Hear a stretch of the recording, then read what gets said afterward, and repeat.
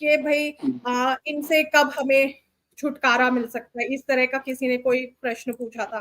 ठीक है, अब वो जो छुटकारा है वो उसमें हम अजम्पशन कर रहे हैं कि ये इनसे हमें छुटकारा मिलेगा ही। ठीक है, तो छुटकारा मिलना आसान नहीं है, क्योंकि ये जिस तरह की एक कुंडली है और अभी जो कलयुग का हमारा समय चल रहा है, ये बड़ी कलयुगी कुंडली है।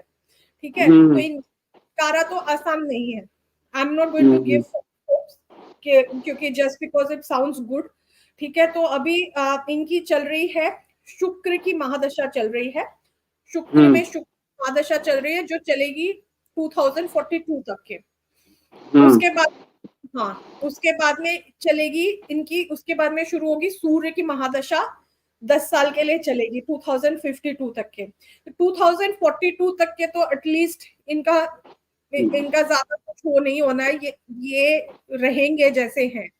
इनको हम वो कर सकते हैं कि इनके रहने नहीं रहने का रिलेवेंस खत्म कर सकते हैं, ये हम कर सकते हैं, बट ये इतनी जल्दी जाने वाले नहीं है। रीजन बीइंग जो मैंने बताया था कि अपने आप को मॉर्फ कर लेते हैं। अगर आपको पता हो शेप शिफ्टिंग का कंसेप्ट या मॉर्फिज्म का कंसेप्ट, या वो जैसे वो कमेलियन नहीं होता संदीप जी, जहां जाता है अपना रंग बदल लेता है, उसको क्या बोलते हैं?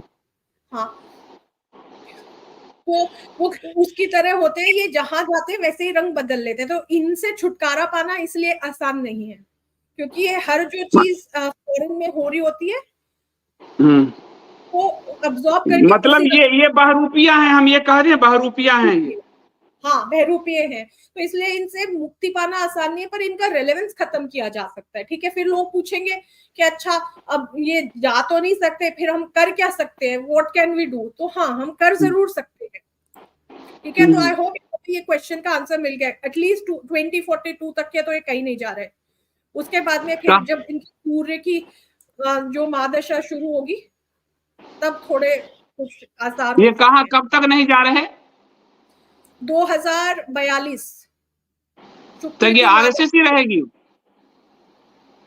आरएसएस रहेगी, आरएसएस का कुछ दूसरा नाम हो जाएगा, कोई दूसरी पार्टी बना लेंगे, या जो मतलब ये भी हो सकता है कि कांग्रेस में ही आरएसएस हो जाए किसी और। वैसे तो सब पार्टी अब आरएसएस ही हो चुकी है, सबका इन्होंने मिला चुका है। हाँ, क्योंकि बड़ी कलयुगी कुंडली है।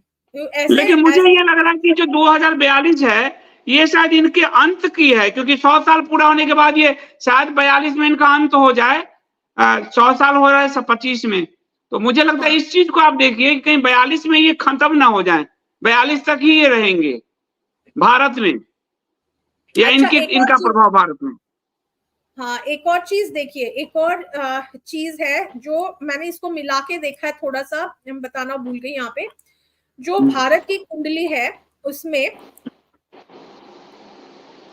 यहाँ पे नहीं है वो, हाँ, भारत की कुंडली में अभी जो मंगल की महादशा है वो सितंबर 2025 से सितंबर 2032 तक रहेगी। ठीक है, इसके साथ में हम आरएसएस की कुंडली की दशा देख सकते हैं। उसके बाद में राहु की महादशा सितंबर 2050 तक चलेगी। अब आप देखिए, राहु की महादशा शुरू होगी 2032 में, भारत की बता रही हूं मैं। अब इसको हम यहाँ पे आरएसएस की दशा के साथ में देखते हैं। आरएसएस की 2032 तक के ये रहेगी भारत की मंगल की महादशा। तो 2032 तक के हम देखें तो शुक्र राहु की दशा चल रही होगी 2029 से लेकर 2032 के बीच में, जुलाई 29 से लेकर के 32 तक के। तो ये बहुत कुछ बता रहा है। भारत की मंगल की महादशा, मंगल राहु की भारत की भी चल रही होगी, और वही यहाँ पे आरएसएस की भी चल रही होगी। शुक्र में मंगल और शुक्र में राहु तो बहुत पावरफुल हो जाता है। मतलब मुझे लग रहा है 2029 से लेकर के 2032 तक के ये भारत के लिए एक बहुत ही क्रूशियल क्रिटिकल टाइम रहने वाला है, इन अ वेरी वीक वे, बहुत ही सेंसिटिव टाइम रहने वाला है। मतलब 29 से 32 के बीच आरएसएस का इम्पैक्ट भारत पे बहुत रहेगा ये।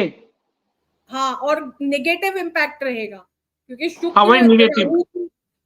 हाँ, तो वही जो आ रहा है भविष्य मालिका में भी, ज्योतिष में भी, आपके भी ज्योतिष में जो इस समय का काल जो समय है वो दुनिया के लिए, भारत के लिए बहुत खराब है, वही वो संघी ही बैठे हैं, इसलिए सबसे बड़ा खराब है। ये तो और क्लियर हो गया। एग्जैक्टली क्योंकि जितने हमारे जितने भी मंदिर हैं, जो हमारी ब्लेसिंग्स थी हमारे देवी देवताओं के, वो तो सब खत्म करते जा रहे हैं। तो जब वो हमारा पुण्य ही खत्म कर दिया इन्होंने, पूर्व पुण्य। अच्छा, जो पंचम भाव होता है, इसका मैं बताना भूल गई, अब मुझे ध्यान आ रहा है। जो पंचम भाव होता है कुंडली का, वो पूर्व पुण्य का भाव होता है। ये जहाँ पे इनका अस्त बुध और अस्त मंगल आ गया, ये हमारे द्वारा अर्जित पुण्य का आता है। ये पूरा पुण्य तो इन्होंने खत्म कर दिया यहाँ पे बैठ के। तो जो पुण्य को तो इन्होंने इसका मतलब है कि कोई इनको आरएसएस को ये जो सबसे बड़ा खतरा था वो मूल हिंदू धर्म से था, मूल हिंदुओं के पुण्य से था, जिसको सत्ता में पूर्ण बहुमत में आके उन्होंने सबसे पहले हिंदुओं के पुण्य को समाप्त करने का प्रयास किया, ताकि उनका जो विध्वंसक भारत पे इम्पैक्ट है वो और गहरा पड़ सके। और उसके साथ ही जो हमारे शास्त्रों का ज्ञान था, ज्ञान परंपरा थी, हमारे इन्होंने कोई बढ़ावा नहीं दिया, बल्कि सब चीज को ध्वस्त करते जा रहे हैं। अपने ही ये शास्त्र बना रहे हैं, अपने पुराण बना रहे हैं, अपने गुरु बना रहे हैं।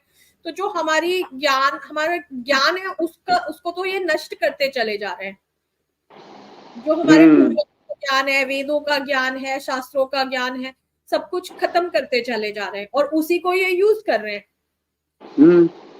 इसका मतलब ये चालाकी के साथ, ये अनकहे रूप से नहीं, अज्ञानता में नहीं, ये हिंदुओं के पुण्य को, उनके धर्म को, उनके धर्मगुरु के, उनके मंदिर को, उनकी मूर्तियों को, उनके तीर्थ स्थलों को ये बहुत ही चालाकी के साथ नष्ट कर रहे हैं, ताकि इनका नास्तिकतावाद चरम पे रहे।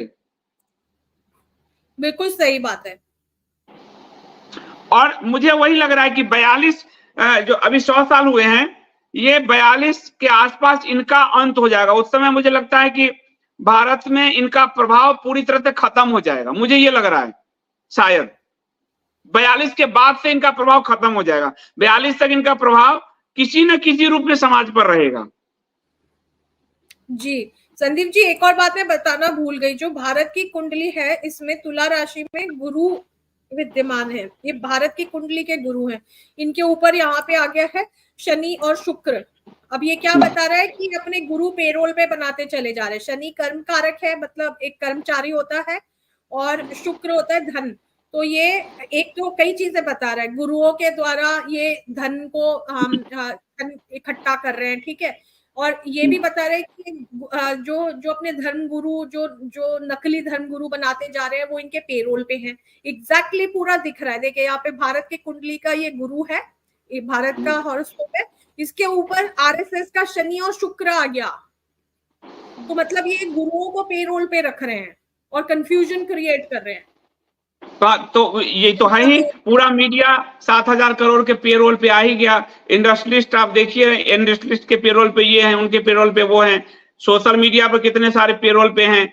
दिलीप मंडल को अब पेरोल पे रख लिया है, हर हिंदू विरोधी को ये पेरोल पे रख रहे हैं।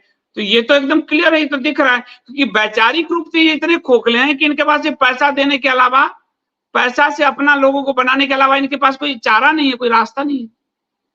नहीं, वो तो नहीं है। तो ये देखिए ना, और यहाँ पे भारत की कुंडली में मंगल है द्वितीय भाव में यहाँ पे, और ये आरएसएस के कुंडली में गुरु यहाँ पे विद्यमान है। तो मतलब मंगल गुरु का परस्पर ये तो रहेगा ही। मंगल जो जारू वो है, लड़ाई झगड़े वाला ग्रह होता है। तो भारत की जनता कहीं ना कहीं रिटेलिएट करेगी ही सही, जिस तरह के ये गुरु खड़े करेंगे, क्योंकि ये आरएसएस के गुरु हैं, अष्टम भाव में जो बैठे हुए रंग में, ठीक है। और यहाँ पे का मंगल है, मतलब ये कितने गलत सलत चीजें बताते रहते हैं। तो उसके अगेंस्ट यदि जो धार्मिक लोग हैं वो तो बोलेंगे ही, हमेशा ही विरोध रहेगा, क्योंकि ये गुरुओं को पेरोल पे रखने का काम कर रहे हैं।